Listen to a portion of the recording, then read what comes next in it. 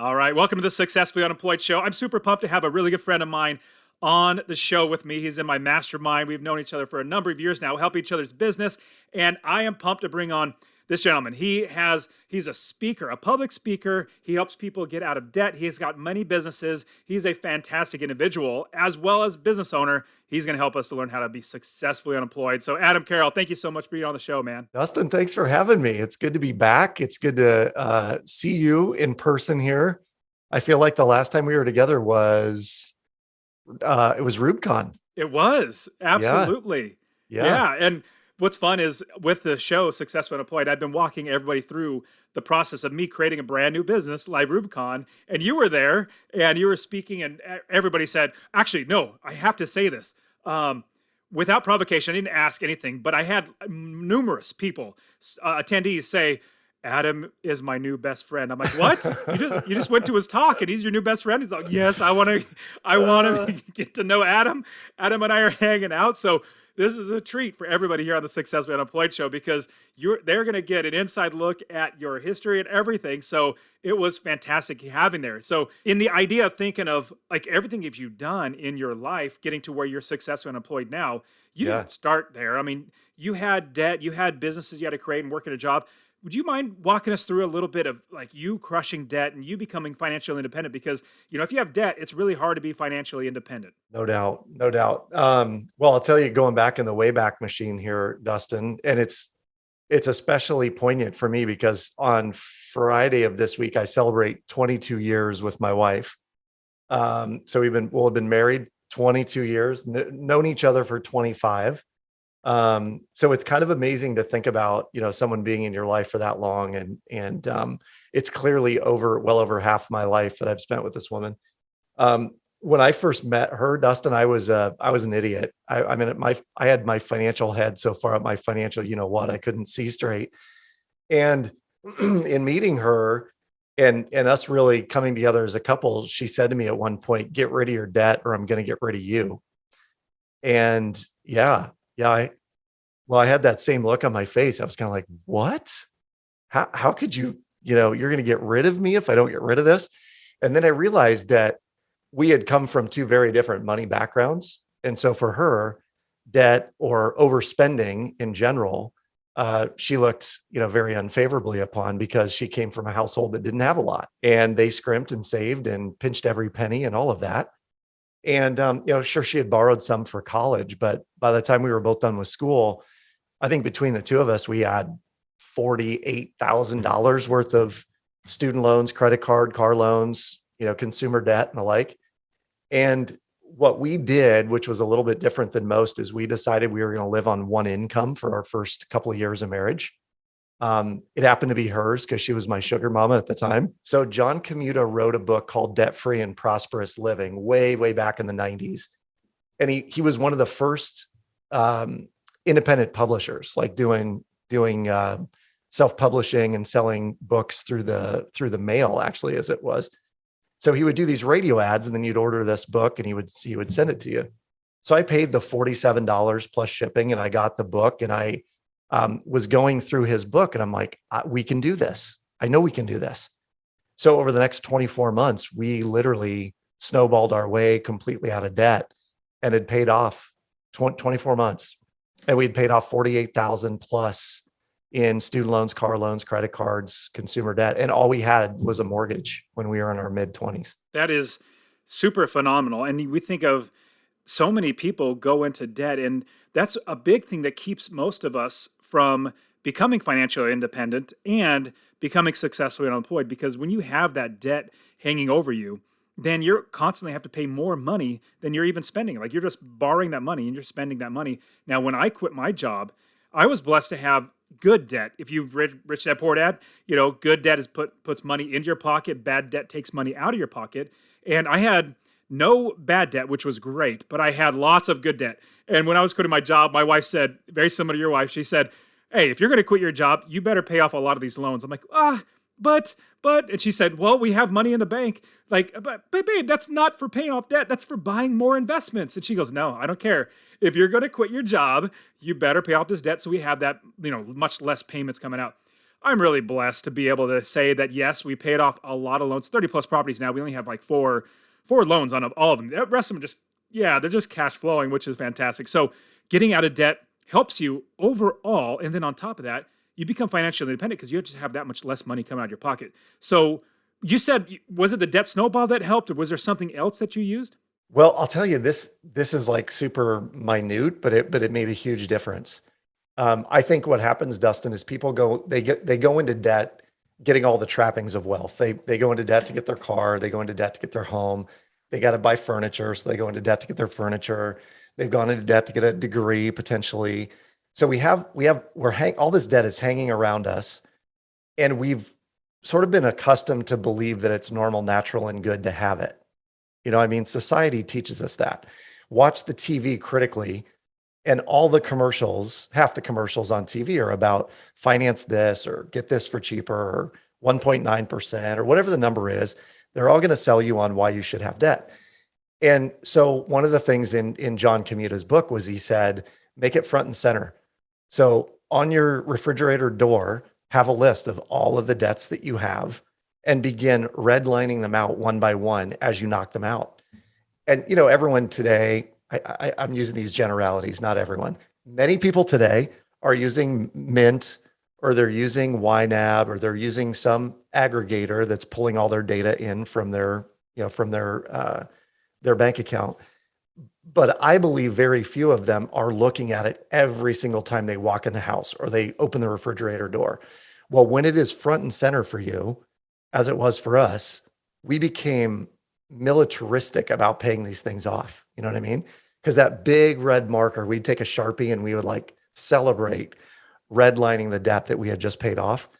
And like a little tidbit here, my wife and I, as we were going through our debt payoff journey, we were finding all different ways to cut back. So when we went out to eat with friends, we would drink water and then we'd come home and have $2 Chuck at home, right? The Trader Joe's wine. And when we crossed out one of our debts, then we'd splurge and we'd go buy a $12 bottle of wine. We were like really living a high life, when we'd buy, something nice like that. But I think keeping it front and center was one of the secrets. And if people are going to blast away debt, you have to have definiteness of purpose about knocking those debts out one by one. If you want to know anybody's, I guess, personal life, obviously looking at their checkbook is one, but you don't look at it all the time. Like look where their money goes. But the second place is a refrigerator. They put important things on the refrigerator, like kids' accomplishments, pictures and, birthday things coming up, and even just random things that they know are important because they go to the refrigerator. We go there at least 3 or 4, maybe more times in a day. And before I grab the refrigerator handle, I look at everything on there just because that's where your eyes are. And so that is so helpful. So I love that granular type of thinking is you're putting it. Now, some people might say, put on your mirror when you are, waking up in the morning, you can see that. That's another good one, but go put it on someplace where you can always go back to it and see it. You'll go there, you're seeing it, puts it in the forefront of your mind. So that's a great idea. On that note, I heard a great tidbit in a TED Talk. It was all about how I changed my life with 1Password. And this person was talking about how they changed their password to a goal that they had set for themselves. So every time they logged in, they had to type their goal for the password. So you could, now please don't use this verbatim because people listening to your show will all guess your password. But imagine every time you logged into Gmail or a calendar or LinkedIn or wherever, it was, I will be debt free by December 12th, 2023. Can you imagine if every single time you type that, what you're doing is like programming into your brain that this is what's going to happen? No, that's another great one. And so with that, becoming financially independent, obviously successful and employed, you have to be financially independent in order to do that. It seems like debt really gets in the way. Now, I love the idea. I'm really good at making more money. My wife's really good at being frugal and saving the money, so she makes sure that I don't spend it, and which is a great payoff together. So yeah, so let's talk about now, because we on Success and Unemployed, we talk all about building more businesses, creating more money. But let's start diving in to the getting rid of debt and really becoming financially independent that way. So Is there anything that we should do, like maybe outline what debts we have? Like, what are your thoughts to get started if we're going to start knocking out our debt? One thing I want to touch on really quick that you said that sparked a thought for me is that you and I and our wives are probably very similar in that we play really good offense and they play really good defense. Totally. And if you're going to win the money game, the game that we all play with money, and become successfully unemployed, one of the things you have to do is actually learn to play both really well.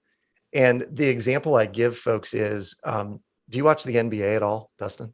No, what's No. that? The NBA, the National I'm just Basketball kidding. Association. I'm just kidding. So- No, I don't watch it. My boys are into it. We watch it every now and again. We're huge fans of the Golden State Warriors and Steph Curry, and their team is having just an amazing season. But one of the things we watch is the All-Star game every year. And if you watch the NBA All-Star game, the score is like 50 points a quarter that they're scoring because they play zero defense. It is 100% offense. And then in the last quarter, the fourth quarter, then the score is like 26, it's 26 points at 28 points because they finally start playing defense. And this is what happens in society today. We play offense, offense, offense. We play no defense. And then in the fourth quarter of our lives, so to speak, we go, oh crap, I don't have enough saved, or I have to minimize my expenses or whatever in order to be able to retire. And if we were to play it differently, like 100% reverse, if your focus was on getting rid of debt first, and you're playing, you've learned how to play defense well, but you're playing offense the entire time, you can expand your wealth that much faster as you go along. So in answer to your question, what do you start with? You start by listing all of your debts. And I would encourage you, if you're a paper and pencil person, write them all out by hand. Something interesting happens in your brain when you write it out by hand versus if you type it on a computer. And I think that lots of us have built spreadsheets that live on the interweb somewhere and we never see again. So if you're writing all these down and you're listing the debt name, the balance, the minimum payment, the interest rate, and it may be how long you've had it, or the way that we were instructed to do this was you divide the minimum payment into the balance, which will tell you how many months it's going to take you to eradicate that debt. And when you start looking at those and you go, oh, I have this credit card debt, but it's going to take me 38 months at my minimum payment to knock it out, you may feel more inspired to begin knocking those down, because why would you ever take that long to pay off let's say it's a $2,500 debt when you could maybe knock that out in a few months if you have it, if you're intentionally going after that one debt. So that's the first thing I would do, Dustin, is I would make a note of everything that I have in front of me, so it is crystal clear how much I'm spending and how much the interest is on each of those. So I personally really enjoy the snowball method, or I think that's a really good method to start hacking away at debt. Can you quickly, because you brought it up too, can you quickly talk about the snowball method and how that actually can help to build it up faster and faster, knock debt out quicker? I doubt you did this, but I'm sure you have friends that have done this, that they have a number of debts. They've got car loan, credit card, maybe a couple of credit cards, a student loan, they've got a mortgage, and they get an extra $300, right, in their paycheck. They worked a little overtime, they got an extra $300.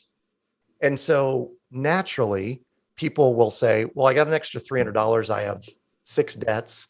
I'm just going to send an extra $50 to every one of those. And in their heart of hearts, they believe they're doing the right thing, right? Well, I'm going to spread it out and I pay a little bit extra on everything.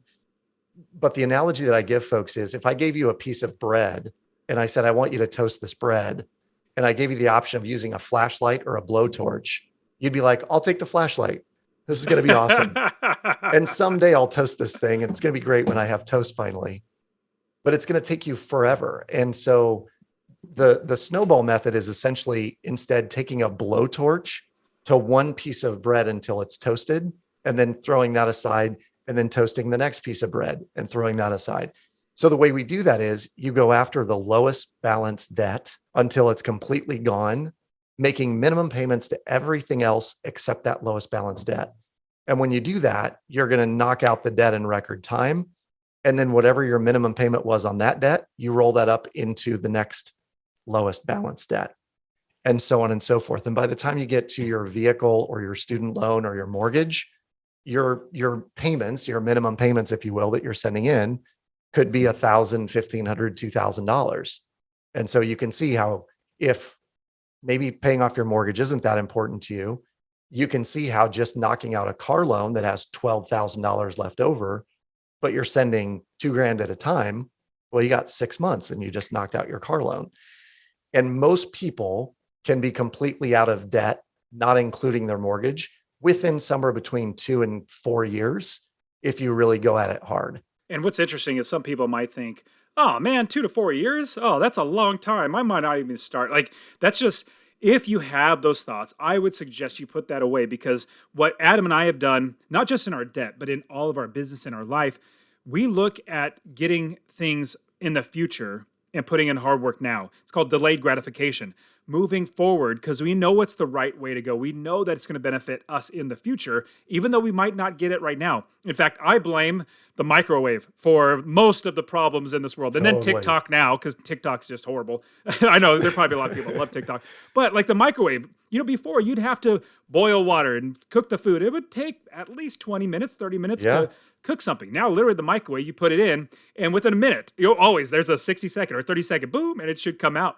Yeah. That's usually how we approach everything, is like, hey, it should be faster. Anything worthwhile doing is worthwhile doing it well and slowly, and getting there in the slow. It's not necessarily slow.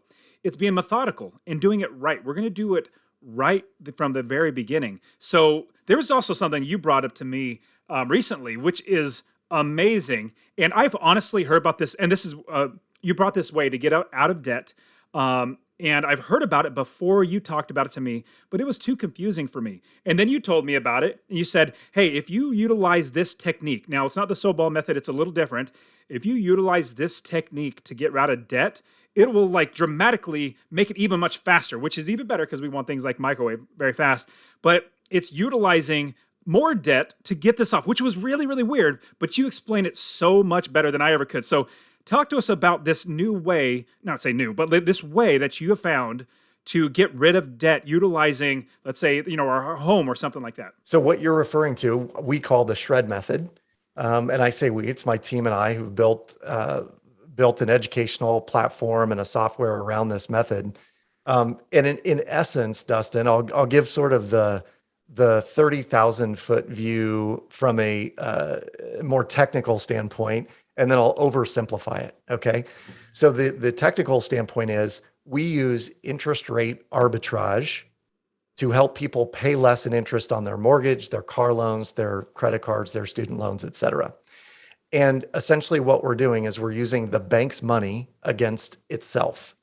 And in essence, what it entails is we're using a home equity line of credit, which is a lending tool. We're borrowing using a home equity line. Which for those that are not in the know, this is tied to the equity in your home. And it's a line of credit that allows you to borrow in short bursts, but pay back rapidly as well. Like a credit card. Like a credit card. We treat it like a two-way street. So money goes in and money comes out, whereas your mortgage is a one-way street. Money only goes in, it doesn't come back out again. And the advantage of it is when you're borrowing money in short bursts and you're borrowing smaller amounts than what might be on your mortgage. And we're talking like, these could be amounts of 300 to 10,000 at a time, but you're only borrowing it for maybe somewhere between 10 days and 45 days, right? And in that amount of time, the amount of interest that you pay on that money is negligible, like dollars in interest. But the difference is the money that you're dropping on your debts will save you in the long run, tens of thousands of dollars in interest, particularly with your mortgage. So what we're doing is we're showing people how, and this is the caveat, you have to have more money at the end of your month. You can't have more month at the end of your money. People who don't have the discipline to spend less than they make, this does not work for you. If you're prone to overspending and your credit card bills keep going higher and higher and higher, you have a spending problem. And you can't borrow your way out of a spending problem. But if you have a lot of debt and you're feeling like you can never get ahead, even if you're making you're making extra, right? This system will work for you. And what we do is we teach you how to leverage that home equity line of credit as a checking account to pump your money through on every bi-week basis, right? Or every month, a month by month basis. And then the software, based on a number of complex algorithms, will tell you how much from that HELOC you're going to send to various debts to knock those out quickly. In effect, we use the snowball method in the midst of it, but the HELOC allows you to do it that much faster. Okay, so we have a mortgage. Let's say we have a 30-year fixed, and there's always money coming out of our pockets into the mortgage, so we're paying that down. But with the home equity line of credit, it's in and out as well. And with that, the 30-year fixed mortgage, we pay a lot more in interest as opposed to a home equity line of credit, meaning we're a 30-year fixed, we're literally paying every single month a lot of money. In fact, the way mortgages are created for the bank, they make most of their money in the first 5 to maybe 8 years. Like that's where they make the majority of their money. That's why they want you to refinance every 5 to 8 years. So they keep starting that whole debt clock all over again. That's why we don't want to keep chasing that. But with the home equity line of credit, it's a different type of interest. Can you explain that? So you're spot on that the mortgage, the 30-year fixed mortgage, is a compound interest vehicle. And the way that interest is figured on a mortgage is your interest is charged based on the total balance of your mortgage on the last day of the previous month. So if we're recording this on May 31st, as an example, then the interest that you'll pay on your mortgage will be calculated on whatever the balance was on today's date. And you'll pay that next month in the month of June, right? Well, on a HELOC, it is calculated differently because it's a simple interest vehicle. The amount of interest that you pay is calculated based on the average daily balance of that loan. So you may borrow, for even round numbers, let's say you borrow $1,000 against it, but then you have income that comes in of $800, which brings it down to $200. And then we borrow against it a little bit, maybe $300 or $400. So we're back up to $600.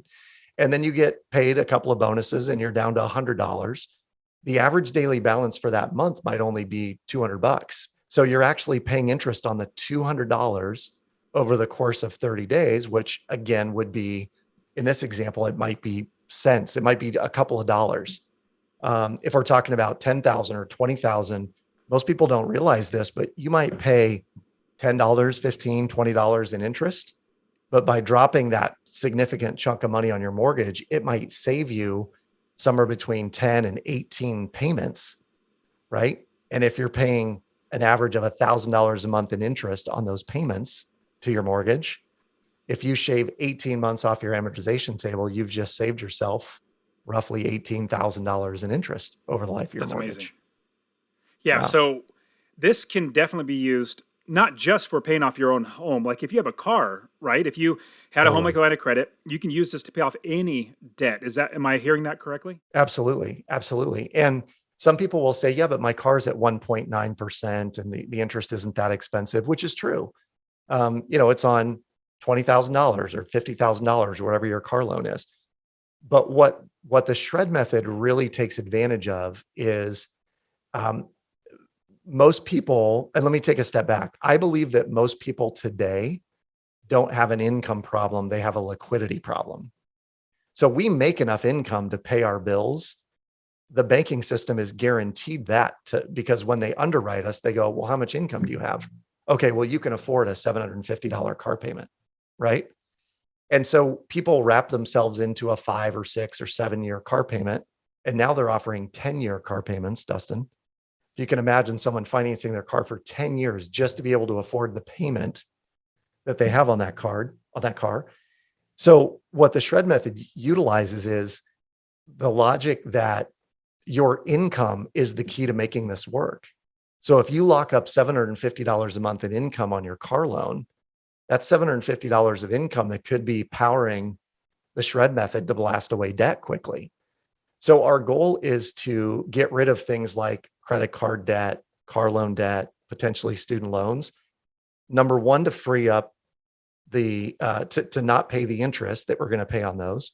But number two, to free up the payment that you're making to those debts in the first place so that you can plug them into the shred tool and shred your debt that much faster. We're basically creating free cash flow and we're creating liquidity in the process. So I am definitely not that smart, especially when it comes to numbers. Like I'm definitely not. Mostly, likely everybody listening to this show is much smarter than I know you're smarter than me. And so what's great is you have that software, the shred method software that literally does all the work for you. And so as I was looking through, I was like, oh my goodness, all I got to do is just put a couple numbers in, and then it really tells me exactly what I need to do. So talk to us about that shred method software that you have, because it's really amazingly powerful, and it gets people out of debt so much faster than they ever thought it possible.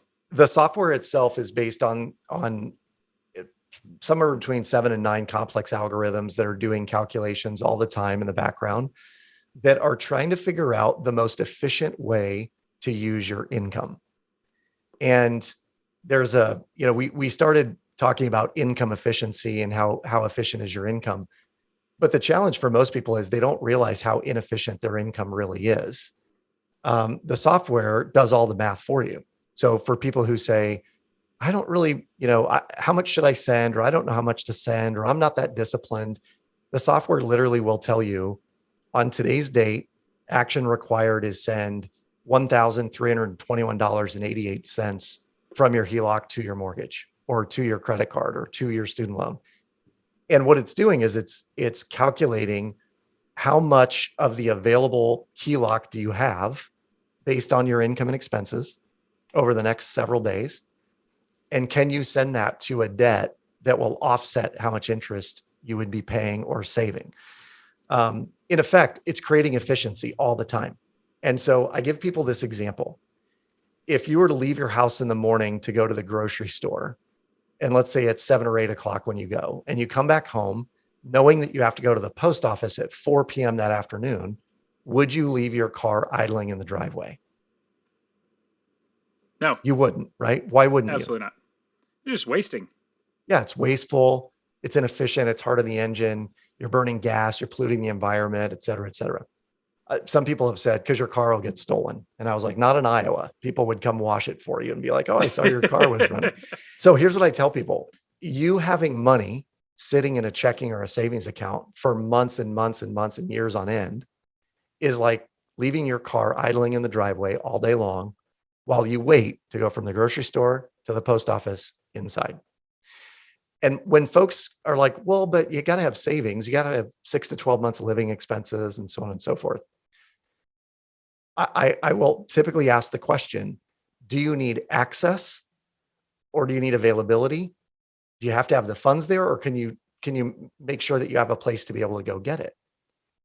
And there's a lot of, nuances to this. Like I want to ask people, well, how secure is your income? And how consistent and predictable is your income? And so in the grand scheme of us talking about being successfully unemployed, Dustin, 2 things happen that make it incredibly possible to be successfully unemployed when you're using Shred. Number 1, our monthly bills keep going lower and lower and lower and lower, right? Because we're knocking out all of our debt. That's number 1. Number 2, the money that we have available to us, that liquidity pool, could go to invest in our business. We could buy additional real estate. We could support the company that we're building. We could be buying digital ads if we're selling like an e-commerce product. So the money that we have is going to build our business, and because our monthly bills are going lower and lower, it becomes that much easier to afford a financially free lifestyle. And as you talk about that, I have one property that's in Houston, Texas. I'm thinking, why in the world? Like I have a good amount of money in the bank. Why in the world am I not paying that off? Like, why am I not using Shred? So I'm like kicking myself. I need to start using Shred right now just to get rid of that mortgage, because it's just like, oh, this is just a waste. I'm letting my car idle. It's just a waste. I mean, let's say you had $20,000 in there, right? And if you had $20,000 in the bank right now and you're making 0.25%, you're making $50 a year on the money sitting in your bank account. If you have $20,000 on a mortgage, on a 30-year fixed mortgage, you're going to probably spend, and I'm riffing on this, but I mean, let's say it's $800 to $1,000 in interest in 1 year, just having a mortgage there. So you tell me who's more intelligent, the banker or the borrower, when we do this to ourselves. And we put it away because we're like, but it feels good. I have 20 grand sitting in the bank. I can see it. I can touch it. I can feel it. And I look at my HELOC, which most of our clients have a HELOC in the $50,000 to $150,000 range. you can look at your HELOC and go, I have access to it. It's there. I see it. I can feel it. I can go to the bank. I can withdraw the money just like I could if it's in a savings account. So what is the real difference? No, that's the biggest thing is having, and you said liquidity, but having access to get it. Now, you have a webinar because there's so much more about this and so many more nuances to it. So I want to give everybody, so if you go to successfullyunemployed.co/shred, it'll send you to Adam's whole entire webinar, walking you through everything. And then it also give you a discount, I believe, or something like that, to get onto the shred if you want to use it. Is that correct? Yes, absolutely. Yeah, all of the successfully unemployed listeners get a coupon code where they can get a discount to shred. And it's an amazing, like, first of all, let me just say this. This is not a sales pitch. It's more of a way of life for me. And I just want to enroll people in living the life that I am and that you are, which is one where, I mean, candidly, you make enough money on your rental properties, you really don't have to do any of this. You're doing this out of the pure enjoyment of it. I make enough money off of one speaking gig per month that covers all of my expenses. And I don't say that to boast or brag or be a big shot. It's more like I could go discount gigs and make enough to cover monthly bills because our bills are so low and we're technically financially free at this point. But I love to do this and I want to show other people how to achieve freedom. So whether you decide to pursue shred or not, go through the webinar, understand the concepts intuitively, you can go do this on your own without the software and without the course. Anybody can do this. It's just people don't, because we are programmed by society to operate in a certain way with our money. And where the bankers have taught us to walk heel toe, shred teaches you to walk toe heel. And it creates behavior change in the process where, honestly, I don't think my wife and I could ever go back to the way we did it before, Dustin. We just couldn't, because we know it was inefficient. And I know from like a lot of my students, I coach real estate, have started jumping over to working with you and Shred because of just how much money you save them. Now, you have countless amounts of testimonials and everything, but let's help everybody figure out where they could find you, because we're definitely going to give that link, successfullyunemployed.co/shred.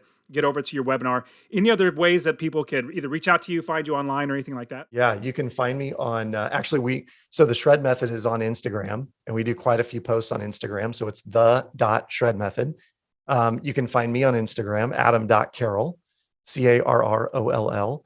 And if you want more info on me or on shred or on any of the things I've done, and this may be in my bio on your site, Dustin, but I've got a documentary on student loan debt that I did several years ago. I've got a TED Talk that's approaching 6 million views on TED.com and YouTube. All of that can be found at adamcarroll.info, ADAMCARROLL.info. I am super blessed to have you, definitely count you as a friend and have you on the show. I really appreciate you coming on and sharing all this great wisdom. Well, you have this amazing network of people, Dustin, and I love how willing you are to share information with others. Like, you're one of those selfless dudes I know in terms of making sure other people are equipped for financial freedom. And if successfully unemployed is where you're leading people, I want to get on that train. Let's Awesome. go, man. Let's do it, buddy. All right, man. Hey, thank you so much for being on the show, brother.